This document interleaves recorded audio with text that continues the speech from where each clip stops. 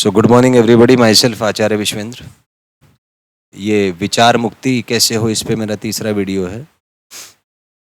तो मैंने आपको पिछले वीडियो में विचार के बारे में बताया था कि विचारों से मुक्ति कैसे प्राप्त हो।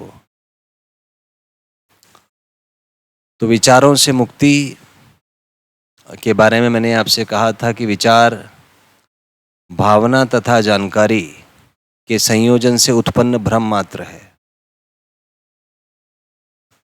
क्योंकि हमें खुद भी नहीं पता होता कि जो हमारे विचार हैं वो सच हैं कि झूठ हैं। सच और झूठ इसमें हमें संशय नहीं होता, ये प्रत्यक्ष होते हैं। हमें पता ही होता है कि हम सच बोल रहे हैं कि झूठ बोल रहे हैं, दूसरे को पता हो कि ना पता हो। लेकिन विचार इनके बीच की स्थिति है। विचार ऐसी चीज है कि जो ना तो सच है ना झूठ है, मतलब हमें प्रत्यक्ष नहीं है कि ये सच है कि झूठ है, हम संशय में रहते हैं। जैसे मान लीजिए हम प्रश्न का विचार करें कि भगवान क्या है, तो यदि आप ये प्रश्न करेंगे तो आपके भीतर जानकारी भरी है कि हिंदुइज्म में ये है, वेदों में ये कहा गया है, कुरान में ये है, पुराण में ये है, बाइबल में ये है, और जो गुरबाणी है उसमें ये है। तो जानकारियों का समूह आपके पास है, परंतु प्रत्यक्ष अनुभव नहीं है, क्योंकि भगवान क्या है इसका प्रत्यक्षीकरण आपको नहीं हुआ। विचार हैं मतलब केवल जानकारी मात्र आपको है, या इससे आपके भीतर कुछ भावनाएं जुड़ी हुई हैं, और ये भावनाएं तथा जानकारी ही विचार बनाती है। परंतु समस्या ये है कि हमें नहीं पता ये जानकारी झूठ है कि सच है। अब जैसे मान लीजिए हिंदुइज्म है या जैनिज्म है या बुद्धिज्म है, इनमें मानते हैं कि चेतना का रिबर्थ होता है, चेतना दोबारा जन्म लेती है। ये इनका विचार है, कल्पना है इनकी। जबकि इस्लाम और क्रिश्चियनिटी में रिबर्थ का कॉन्सेप्ट ही नहीं है।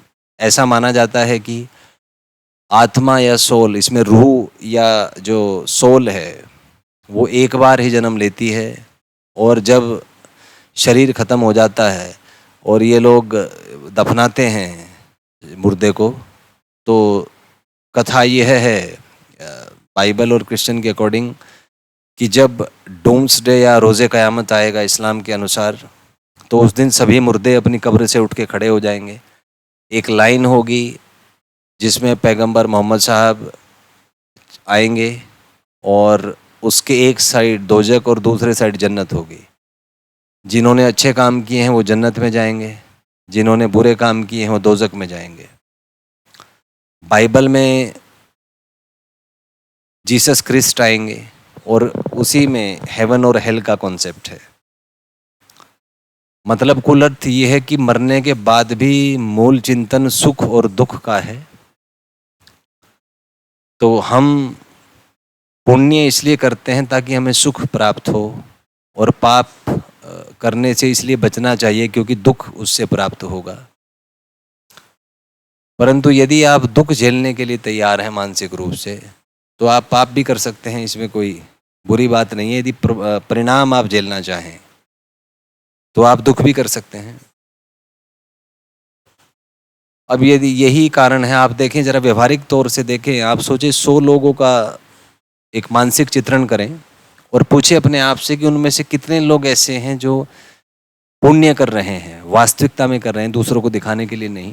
आप अपने आप से पूछें अब तक आपने जीवन में जो किया है उसमें पुण्य कितने और पाप कितने, तो आपको उत्तर मिल जाएगा ज़्यादातर काम हम पाप के ही करते हैं। हम क्षणिक सुख की अभिलाषा में हैं, क्योंकि कहीं ना कहीं हमारे भीतर जो चेतना है उसको पता होता है कि ये सब कल्पनाएं हैं, स्वर्ग और नरक कहीं नहीं है, ये सब किताबी बातें हैं, काल्पनिक हैं। लेकिन जैसे जैसे मृत्यु की ओर आप बढ़ते हैं तो आप पुण्य भी थोड़ा करना चाहते हैं, ताकि दोनों तरफ मामला आप एडजस्ट कर पाएँ। अगर स्वर्ग नरक है तो भी और नहीं है तो भी, तो आप कुछ कुछ पुण्य भी कर लेते हैं, जैसे गंगा में नहा लिए, गरीबों को भोजन करा दिया, ताकि वो मामला थोड़ा कंपेंसेट रहे। लेकिन आपको शायद पता नहीं है कि जिसने ये दुनिया बनाई है, जो मास्टरमाइंड है इसके पीछे, उसने आपके अंदर ही ऐसा सिस्टम फिट किया हुआ है कि जो कुछ भी आप करते हैं, हर विचार, हर भावना, हर कर्म, वो सब रिकॉर्ड हो रहा है।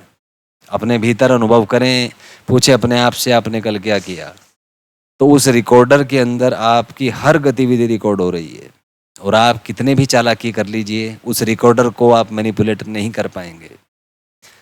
क्योंकि जो मैनिपुलेट करने का गुण है, आपको बताएं, ये मान लीजिए ब्रेन का हिस्सा है, तो इसमें जो झूठ बोलने वाला गुण है ये केवल फ्रंट पार्ट में होता है, जो अग्र मस्तिष्क है। जबकि जो सत्य है वो ब्रेन के पिछले पार्ट से आता है, जो जानकारी है जिसमें आप मैनिपुलेशन नहीं कर सकते, वो डायरेक्ट आएगी। केवल फ्रंट पार्ट ही ऐसा है जिससे आप झूठ बोल सकते हैं। आजकल ऐसे ऐसे टेक्निक्स आ गए हैं जिससे आपके ब्रेन को स्कैन करके बताया जा सकता है कि आप झूठ बोल रहे हैं या सच बोल रहे हैं। झूठ बोलेंगे तो फ्रंटल पार्ट में न्यूरल एक्टिविटी बढ़ जाएगी, उसमें अगर आप मैपिंग करें इसको, ब्रेन को आपके स्कैन किया जाए तो उसमें न्यूरल एक्टिविटी आपको इंक्रीज हुई दिखाई देगी। तो आजकल झूठ पकड़ना कोई बड़ी बात नहीं है, और विचार झूठ होते हैं, कल्पनाएं हैं आपकी, वो केवल आपकी भावनाओं को सुरक्षित रखने के लिए, आपके ईगो, आपके अहम को सुरक्षित रखने का काम करते हैं। अगर कोई चीज़ सत्य है तो उसको किसी विचार की आवश्यकता नहीं है। मान लीजिए आप गर्म पानी में उंगली डालेंगे तो आपका हाथ जलेगा, ये सत्य है। तो आप इसको माने या ना माने, आपके विचार कैसे भी हों, जो सत्य है वो किसी विचारों पर निर्भर नहीं करता। गर्म पानी का यदि स्वभाव जलाना है तो वो जलाएगा। आप पापी हों या पुण्यात्मा हों या कुछ भी आप हों, इसकी वजह से जो प्रकृति ने के नियम है वो नियम नहीं बदल जाएंगे। तो सत्य जो है वो विचारों से मुक्त होता है। सत्य जो है उसको किसी प्रमाण की आवश्यकता नहीं होती। आप प्रत्यक्ष एक्सपेरिमेंट्स करें, प्रयोग करें, और सत्य वही है जो हर प्रयोग में निखर के आता है। तो ये जो विचारों की प्रक्रिया है इसका कारण ही भ्रम है। यदि क्वांटम लेवल पे बात करें तो जो सत्य है, सत्य है प्रत्यक्ष अनुभव। आप ऐसे मान लें कि ये कुछ क्वांटम स्तर हैं, तो सत्य जानने के लिए आपको जिस स्तर का सत्य आप जानना चाहते हैं उस स्तर के सत्य पर आपकी चेतना को छलांग लगानी पड़ेगी, एक ट्रांजिशन करना पड़ेगा। जिस प्रकार से एटम के अंदर एक सर्टेन एनर्जी लेवल से अगर आप दूसरे एनर्जी लेवल पे जाना चाहते हैं तो आप तो फोटॉन्स, इलेक्ट्रॉन्स को एनर्जी देते हैं, जिसकी वजह से उनका एनर्जी एक स्टेट से दूसरी स्टेट में चला जाता है।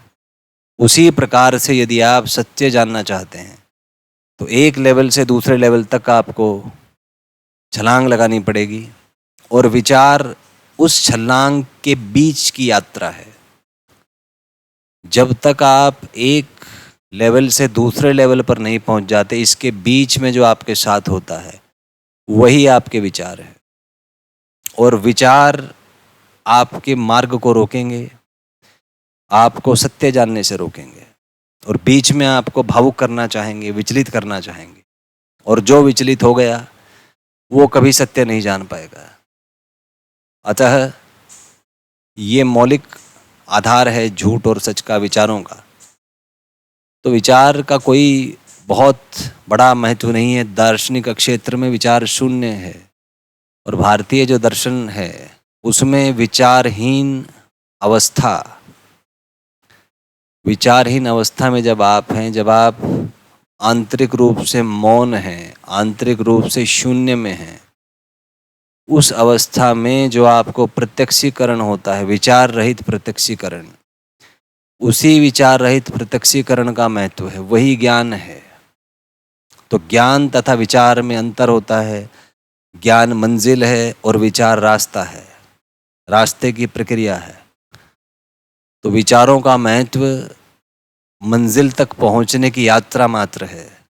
मंजिल पर आने के बाद रास्ते का कोई महत्व नहीं रह जाता। फिर एक नई मंजिल शुरू होगी, फिर एक नई मंजिल, फिर एक नई मंजिल, और ये यात्रा अनावरत चलती रहेगी जब तक आप इस पूरी व्यवस्था को ना जान लें, इस पूरी व्यवस्था से बाहर ना आ जाएं। अतः विचारों को बहुत अधिक महत्व ना दें, कर्मनिष्ठ रहें, प्रगतिशील रहें, चिंतनशील रहें, अनुभव करते रहें। और यदि बात विचार और अनुभव की है तो अनुभव को प्राथमिकता दें, क्योंकि सत्य सभी विचारों के परे है। अगले वीडियो में आपसे डिस्कस करूंगा। धन्यवाद।